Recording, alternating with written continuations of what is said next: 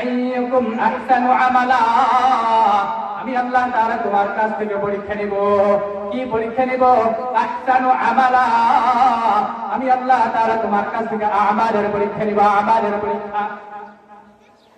আল্লাহ বলেন হে পৃথিবীর মানুষ, আমি আল্লাহ রাব্বুল ইজ্জত ওয়াল জালাল তোমার কাছ থেকে আমালের পরীক্ষা নিব। কোন বান্দা দুনিয়াতে যাওয়ার পরে আমার নেক আমল কেমন করে, আমার নামাজ কেমন পড়ে, আমার রোজা কেমন রাখে, আমার হজ কেমন আদায় করে, আমার জিকির কেমন করে, আমার কোরআন তেলাওয়াত কেমন করে, আমার তাসবিহ তাহলিল কেমন করে। এই বান্দাগুলো দুনিয়ার জমিনে যাওয়ার পরে, ছেলে সন্তান পাওয়ার পরে, মা বাবা পাওয়ার পরে, দুনিয়া পাওয়ার পরে না জানি আমি আল্লাহকে ভুলে যাই। এজন্য আমি আল্লাহ তাআলা তোমার কাছ থেকে বারবার পরীক্ষা নিব। বান্দা না জানি নামাজ থেকে চলে যাই, না জানি রোজা থেকে চলে যায়, দুনিয়ার সব পাওয়ার পরে না জানি আমার কোরআন তেলাওয়াত থেকে চলে যায়। বান্দা দুনিয়ার জন্য সব কিছু পাওয়ার পরে না জানি আমি আল্লাহ তাআলা থেকে দূরে চলে যাই।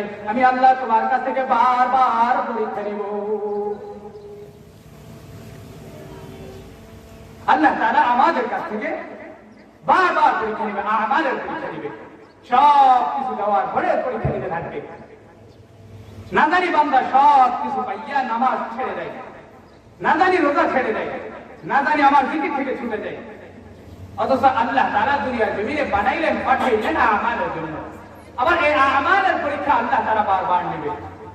আমাদের জন্য বানানোর পরে আবার আল্লাহ তাআলা বারবার আমাদের পরীক্ষা নেবে। এই জন্য মেয়েরা মুসলমান ভাই মুস্তাহাব সময় একবারে শেষ।